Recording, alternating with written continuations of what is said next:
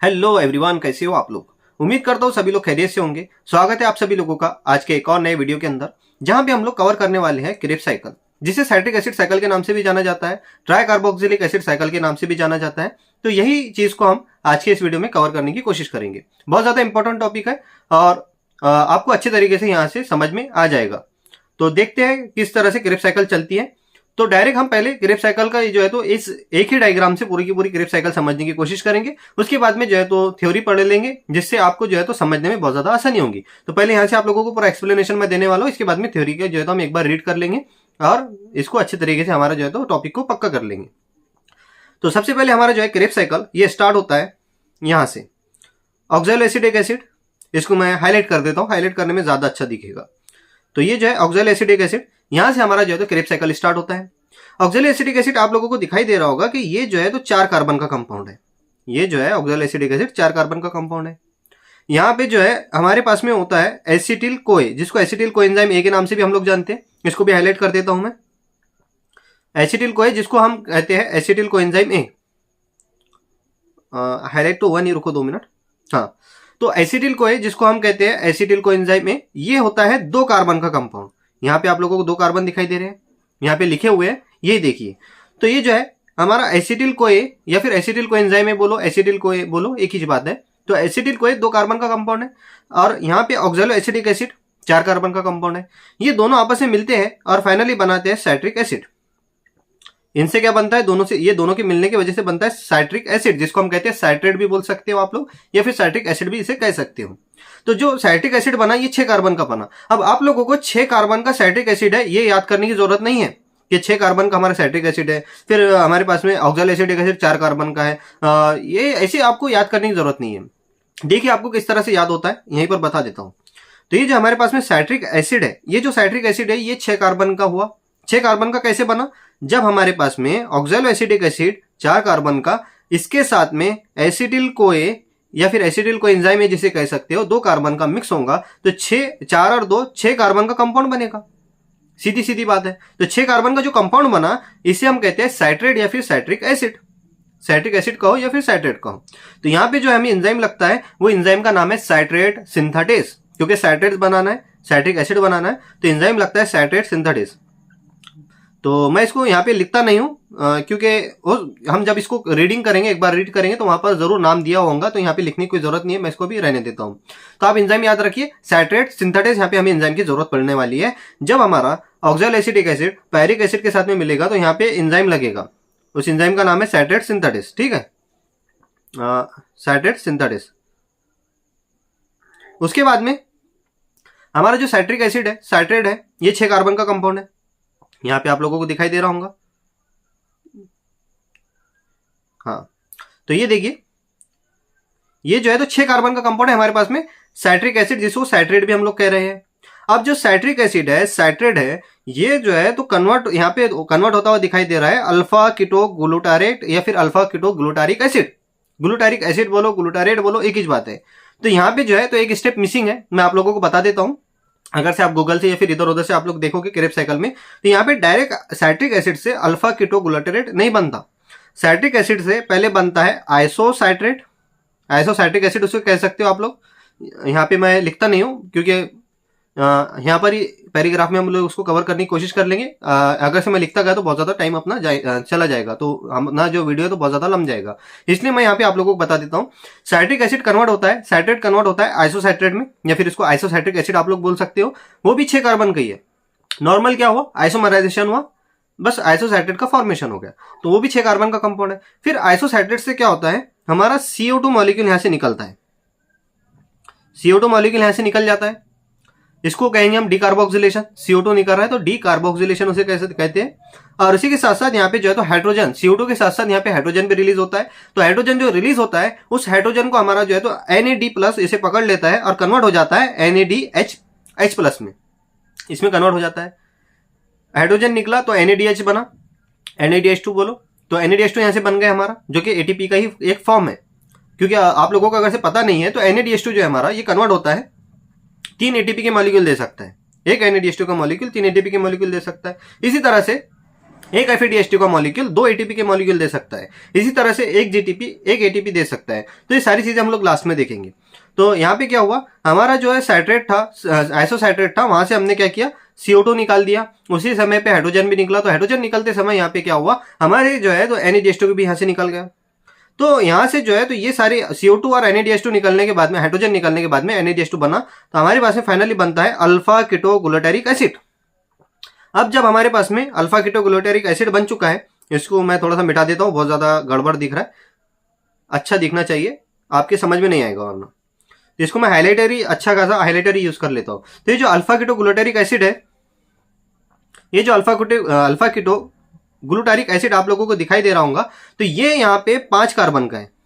आप लोग यहाँ पे देख पा रहे होंगे, ये 5 कार्बन का है। तो यहाँ पे जो है तो हमारा एसोसाइट्रेट या फिर साइट्रेट, जिसको हमने साइट्रिक एसिड कहा, ये तो 6 कार्बन का था। अब 6 कार्बन से हमारे पास में 5 कार्बन का अल्फा कीटोग्लूटारिक एसिड कैसे बना?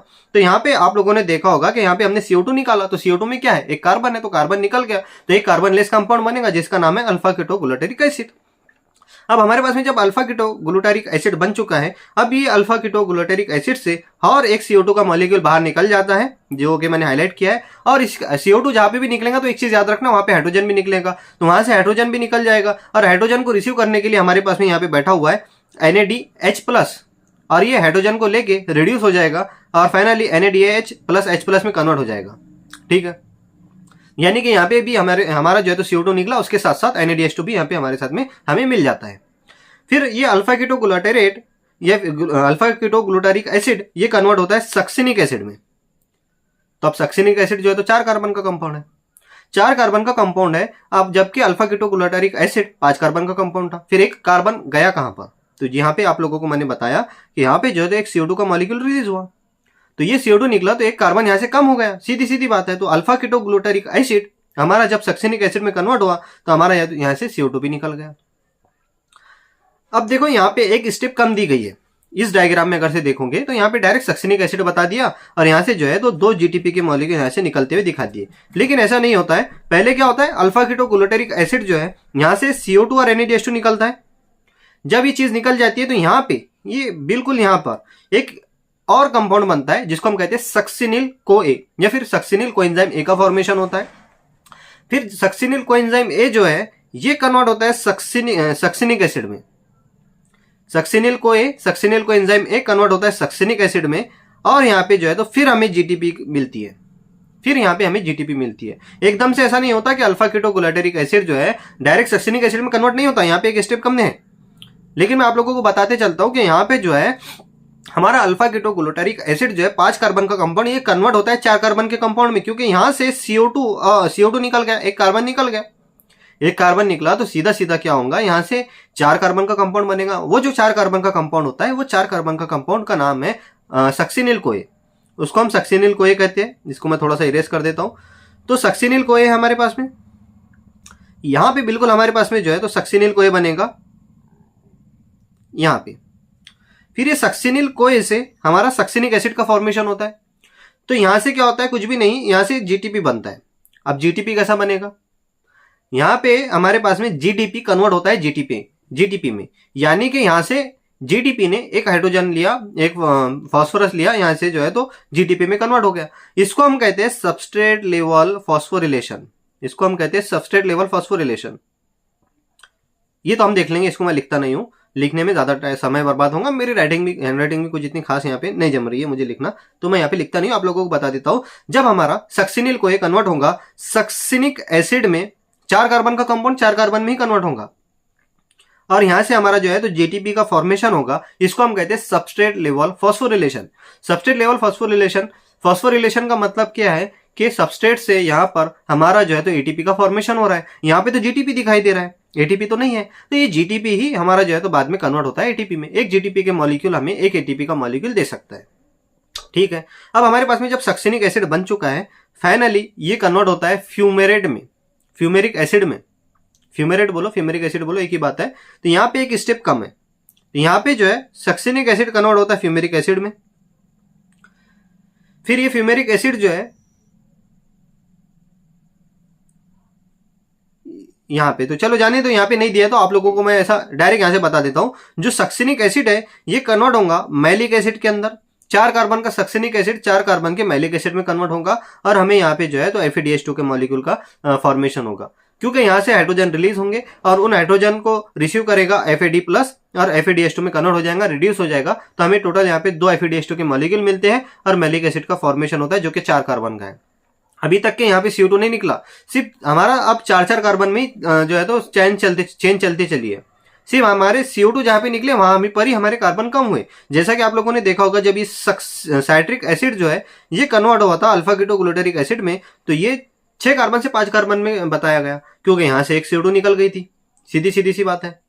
इसी तरह से जब हमारा अल्फा कीटोग्लूटारिक एसिड 5 कार्बन का था, यहां से बना सक्सिनिक एसिड जो कि 4 कार्बन का है। तो ऐसा क्यों? क्योंकि यहां से भी हमने जो देखा तो यहाँ पे भी एक CO2 निकलता हुआ देखा, यानी कि एक कार्बन यहां से निकल गया, इसीलिए तो एक कार्बन लेस कंपाउंड बनता चला है। यहाँ पे जब सक्सिनिक एसिड 4 कार्बन का है तो यहाँ पे आप लोग देखोगे मैलिक एसिड भी 4 कार्बन का है, क्योंकि यहाँ पे CO2 नहीं निकलता, यहाँ पे सिर्फ हाइड्रोजन निकलते हैं। उसकी वजह से क्या होता है FeDH2 का फॉर्मेशन होता है। यहाँ पे आप लोगों को इतना समझ में आ गया होगा। फिर अब देखते हैं मैलिक एसिड कन्वर्ट होता है ऑक्सैलो एसिडिक एसिड में। मैलिक एसिड भी 4 कार्बन का, ऑक्सैलो एसिडिक एसिड भी 4 कार्बन का, 4 कार्बन से 4 कार्बन में जा रहा है, कोई यहां से CO2 नहीं निकला। फिर यहाँ पे आप लोग देख पा रहे होंगे NADH प्लस H प्लस का फॉर्मेशन हुआ है। इसका मतलब यहाँ से हाइड्रोजन बाहर रिलीज हुए हैं और इन हाइड्रोजन को NAD प्लस ने लिया, रिड्यूस हुआ और NADH और H प्लस का फॉर्मेशन किया। तो कुछ इस तरह से हमारा वापस से ऑक्सैलो एसिडिक एसिड का फॉर्मेशन होता है और ये साइकिल वापस से दोबारा से घूमते रहती है और इस तरह से जो है हमारा जो है तो NADPH2 और ATP और GTP और FeDH2 बनता है। तो यहां से इतना आप लोगों ने देखा होगा कि ये इतनी सारी चीज हम क्यों पढ़ रहे हैं, क्यों कुछ भी समझ में नहीं आया। ऐसा हो सकता है बहुत सारे लोग यहाँ पे बैठ के देख रहे होंगे और हमें तो कुछ भी समझ में नहीं आया, क्यों पढ़ रहे हैं हम ये सारी चीजें। तो यहाँ पे आप लोग इसलिए पढ़ते हैं हम ये सारी चीजें, आप लोगों ने देखा होगा यहाँ पे एक NADH2 का फॉर्मेशन हुआ, यहाँ पे एक GTP का फॉर्मेशन हुआ, यहाँ पे एक FeDH2 का फॉर्मेशन हुआ। तो ये जितने भी सारी चीजें हमें मिली, चाहे NADH2 हो, चाहे GTP हो, चाहे FeDH2 हो, सबके सब क्या है ATP का ही सोर्स है। एक NADH2 का मॉलिक्यूल 3 ATP दे सकता है, एक FeDH2 का मॉलिक्यूल 3 ATP दे सकता है, एक GTP का मॉलिक्यूल 3 ATP दे सकता है, एक ATP दे सकता है। सॉरी अगर से मैंने कहीं भी गलत बोल दिया होगा। एक NADH2 का मॉलिक्यूल 3 ATP दे सकता है हमें। इसी तरह से एक FeDH2 का मॉलिक्यूल 2 ATP दे सकता है, एक GTP का मॉलिक्यूल 1 ATP दे सकता है। तो फाइनली हमें क्या मिल रही है ATP। ATP क्या है? हमारा जो है तो सोर्स ऑफ एनर्जी है। जो भी सारी एक्टिविटी हम कर रहे हैं, चाहे वर्कआउट कर रहे हैं, चाहे हम जो है तो रनिंग कर रहे हैं, चाहे कुछ काम कर रहे हैं, चाहे मैं आप लोग जो है तो बात कर रहे हो, जिस तरह से मैं अभी आपके सामने बात कर रहा हूं, तो हर चीज में एनर्जी लगती है। एनर्जी आ रही कहां से है? वही क्रेब्स साइकिल के अंदर से जो है तो इस तरह से एनर्जी बाहर रिलीज होती है। इसीलिए हम क्रेब्स साइकिल पढ़ते हैं, किस तरह से एनर्जी जो है तो बाहर रिलीज होती है। तो ये सारी चीजें हम लोगों ने यहाँ पे देख लिया। अब देखो यहाँ पे आप लोगों ने देखा होगा, यहाँ पे जो है तो फर्स्ट स्टेबल कंपाउंड जो है साइट्रिक एसिड बन रहा है, 6 कार्बन का कंपाउंड, इसीलिए इसके नाम पे इसको कहते हैं हम लोग साइट्रिक एसिड साइकिल। आप लोग यहाँ पे देख पा रहे होंगे साइट्रिक एसिड साइकिल इसे कहा गया, क्योंकि यहाँ पे जो है तो साइट्रिक एसिड जो है तो पहला बना है।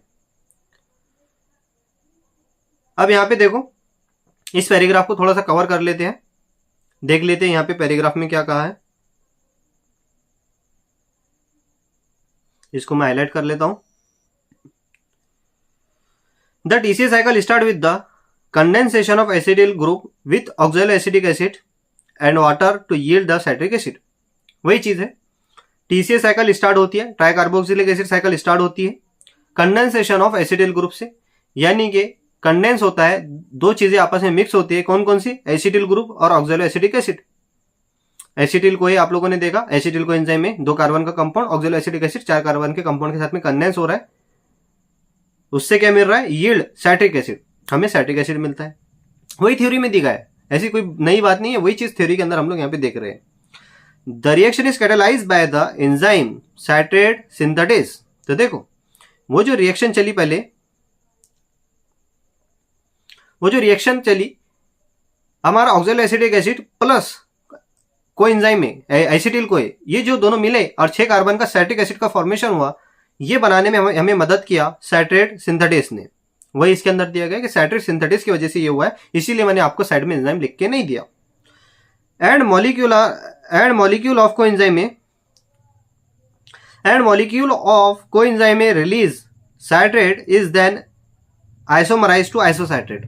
अब मैंने आप लोगों का डायग्राम में नहीं दिया गया लेकिन थ्योरी में दिया गया है कि ये जो है मॉलिक्यूल जो है कोएंजाइम ए का ये रिलीज हुआ, साइट्रेट बाद में क्या होता है, कन्वर्ट हो जाता है आइसोसाइट्रेट में, आइसोमराइज हो जाता है, इसका आइसोमराइजेशन हो जाता है।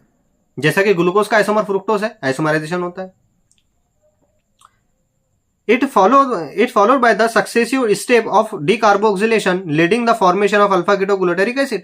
तो यहाँ पे क्या होता है, आप लोग देखिए, followed by the successive step of decarboxylation. यहाँ पे डिकार्बोक्सिलेशन होता है, CO2 आप लोगों ने देखा, CO2 रिलीज हो रहा था, उसी के साथ साथ यहाँ पे NADH2 का फॉर्मेशन हो रहा था क्योंकि हाइड्रोजन भी रिलीज हो रहे थे। तो ये क्या हो रहा था, एक कार्बन यहाँ से निकल गया CO2 के फॉर्म में, तो एक कार्बन लेस कंपाउंड बनेगा अल्फा कीटोग्लूटारिक एसिड। वही यहाँ पे क्या कहा गया है कि अल्फा कीटोग्लूटारिक एसिड का फॉर्मेशन होता है आइसोसाइट्रेट से। 6 कार्बन से 5 कार्बन का कंपाउंड बनता है क्योंकि यहाँ पे डिकार्बोक्सिलेशन होता है, CO2 रिलीज होती है, उसी के साथ साथ हाइड्रोजन भी यहाँ पे रिलीज हो रहा था। अब नेक्स्ट पॉइंट, आगे का पॉइंट देखिए यहाँ पे, एंड देन सक्सिनिल कोए, वही चीज है, सक्सिनिल कोए का फॉर्मेशन होगा जो कि सक्सिनिक एसिड बनने से पहले की बात, जो कि मैंने बोला सक्सिनिल कोए से सक्सिनेट का फॉर्मेशन होता है, इसको बोलते हैं सबस्ट्रेट लेवल फॉस्फोरिलेशन, मैंने आपको बताया। In remaining step, the citric acid cycle, succinyl CoA is oxidized to oxaloacetic acid, allow the cycle to continue। यहाँ पे डायरेक्ट कह दिया गया है कि सक्सिनिल CoA फिर वो मैलेट से डायरेक्ट मैलेट बनता है, फिर ऑक्सलोएसिटिक एसिड बनता है और कंटिन्यू होती है क्रेब साइकिल, कंटिन्यू चलती है पूरी की पूरी cycle.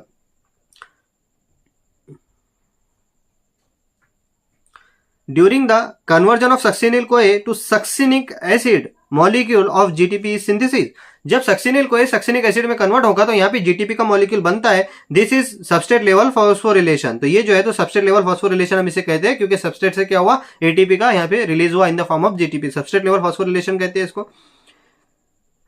In a coupled reaction GTP is converted to GDP with the stimulation of synthesis of ATP from ADP.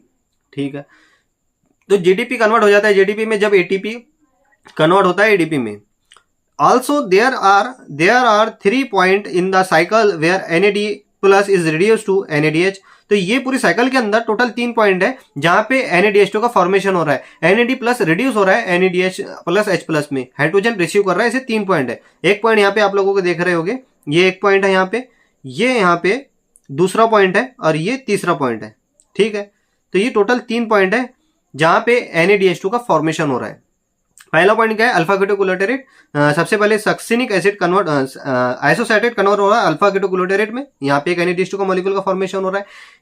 इसी के अलावा हमारा जो अल्फा कीटोग्लूटारेट ये कन्वर्ट हो रहा था क्या में, सक्सिनिल CoA में, तो यहाँ पे एक NADH2 का मॉलिक्यूल फॉर्मेशन हो रहा था। और एक यहाँ पर जब हमारा मैलिक एसिड कन्वर्ट हो रहा था ऑक्सलोएसिटिक एसिड में, यहाँ पे एक NADH2 का मॉलिक्यूल का फॉर्मेशन हो रहा था। टोटल ऐसे 3 जगह है हमारे पास में।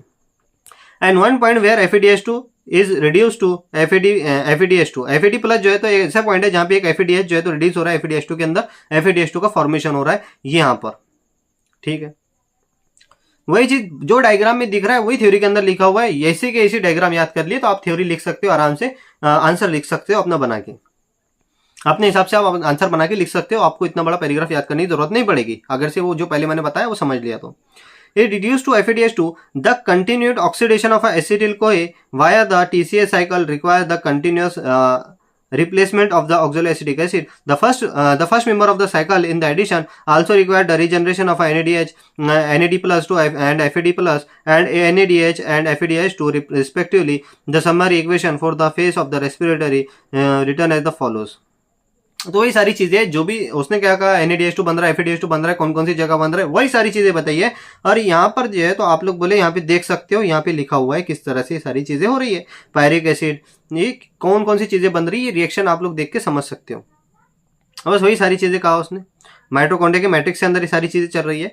तो इस तरह से आप जो है तो पूरी साइकिल को याद कर सकते हो बस एक डायग्राम से। ये डायग्राम अगर से आप लोगों ने याद कर ली तो ये पैराग्राफ, इतना बड़ा पैराग्राफ याद करने की जरूरत नहीं पड़ने वाली है, बस उसी पर आप लोग अपना जो है तो आंसर लिख सकते हो। उसके बाद में आगे का point, we have till now seen that glucose has been broken down to release the CO2 and 8 molecule of NADH plus H plus 2 molecule of FADH2 and have been synthesized besides just 2 molecule of ATP in TCA cycle, you may have wondering why we have been discussing respiration in all. Neither oxygen has come into the picture, nor the promised large number of ATP has yet been synthesized. Also, what is the role of the NADH2, NADH plus H plus and FADH plus in the synthesized? Let us now understand the role of the O2 in the representing and the how ATP is synthesized. तो ये normal इसने क्या कहा कि आप लोगों ने देखा होगा ग्लूकोज ब्रेकडाउन हुआ, ग्लूकोज टूटा, जिसके वजह से CO2 रिलीज हुई, 8 मॉलिक्यूल हमें जो है तो काय के मिले NADH प्लस H प्लस के। तो ये 8 मॉलिक्यूल कैसे कह दिया इसने? हमने तो यहाँ पे देखा कि सिर्फ कितने मॉलिक्यूल दिखाई दे रहे हैं, ये देखो इसने 8 मॉलिक्यूल कैसे कह दिया। यहाँ पे एक मॉलिक्यूल, 2 मिनट आप लोगों को बता देता हूँ, ये एक मॉलिक्यूल, ये दूसरा मॉलिक्यूल, ये तीसरा मॉलिक्यूल, 3 तो मॉलिक्यूल दिखाई दे रहा है। फिर यहाँ पे 8 मॉलिक्यूल क्यों लिखे हुए? अगर से आप लोग देखोगे तो यहाँ पे हमारे पास में हमने क्या लिया था, यहाँ पे सिर्फ एक एसिटिल कोई लिया था, एक पायरिक एसिड लिया था। जबकि जब हमारा ग्लूकोज टूटता है तो 2 पायरिक एसिड मिलते हैं, और 2 पायरिक एसिड से कितने हो जाएंगे, 1 से 3 NADH2 मिल रहे हैं, तो 2 से कितने मिलेंगे, 6 NADH2। फिर भी तो इसमें 8 कहाँ है, तो फिर 2 NADH2 कहां से आए? तो 2 NADH2 हमारे बनते हैं ऑक्सीडेटिव डिकार्बोक्सिलेशन के समय, जब हमारा एसिटिल कोए का फॉर्मेशन होता है, पायरिक एसिड एसिटिल कोए में कन्वर्ट होता है, वो उस समय पे। अगर से आप लोगों ने वो नहीं पढ़ा है तो वो आप लोगों को पढ़ना होगा, ऑक्सीडेटिव डिकार्बोक्सिलेशन जिसे कहते हैं, लिंक रिएक्शन कहा जाता है उसको।